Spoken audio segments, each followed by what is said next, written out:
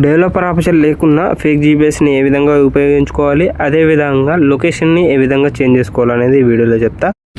First developer ఆప్షన్ని use చేసుకొని అదేవిధంగా డెవలపర్ ఆప్షన్ని ఏ విధంగా ఎనేబుల్ చేసుకోవాలనేది చెప్తా. తర్వాత వితౌట్ డెవలపర్ ఆప్షన్ని యూజ్ చేసుకొని ఎలా మనం లొకేషన్ని చేంజ్ చేసుకోవాలనేది చెప్తా.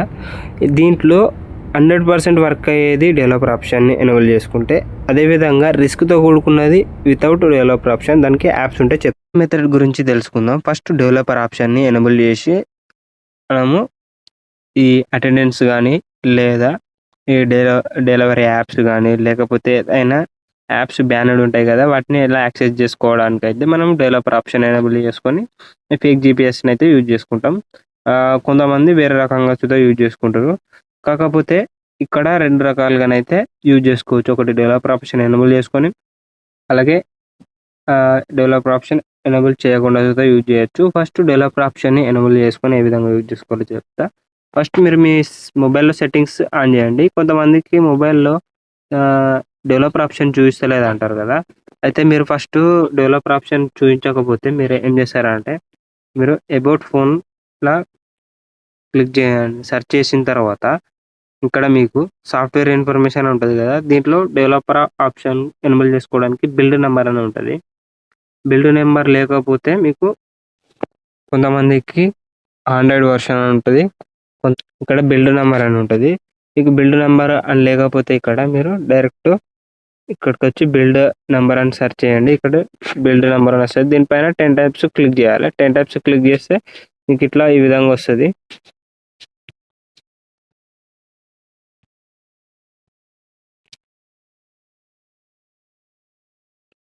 ఈ విధంగా డెవలపర్ ఆప్షన్ ఎనేబుల్ అని వస్తుంది.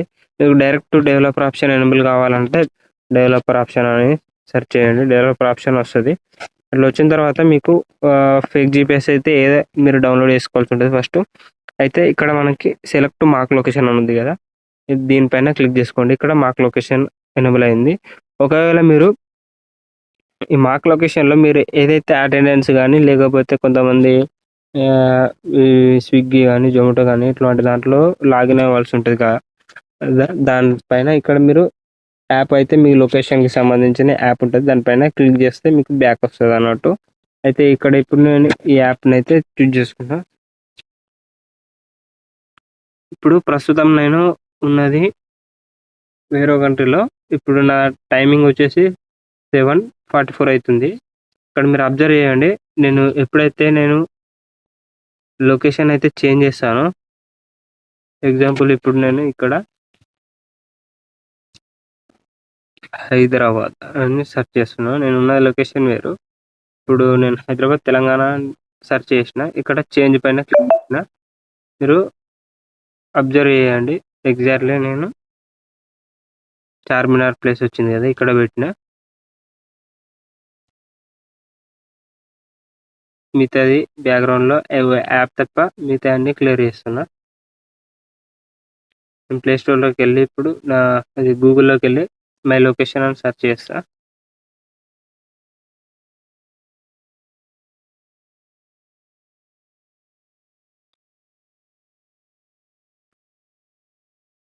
ఇక్కడ చూడండి, నాకు సెర్చ్ చేసిన వెంటనే నాకు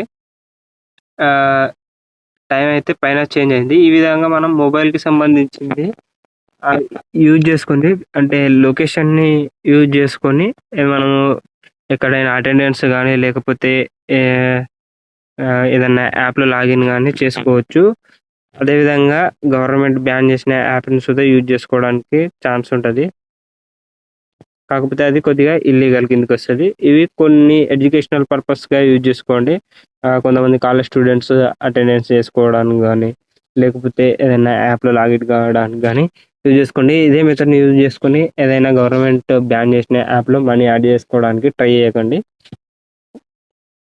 సెకండ్ మెథడ్ వచ్చేసి వితౌట్ డెవలపర్ ఆప్షన్ అంటే, వితౌట్ డెవలపర్ ఆప్షన్కి కొన్ని యాప్స్ ఉంటాయి.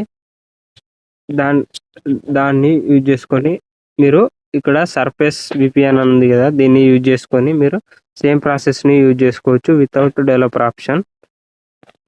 అదేవిధంగా మల్టిపుల్ యాప్స్ ఉంటాయి, కాకపోతే వితౌట్ డెవలపర్ ఆప్షన్ అనేది మీ మొబైల్కి అంత సేఫ్ కాదు.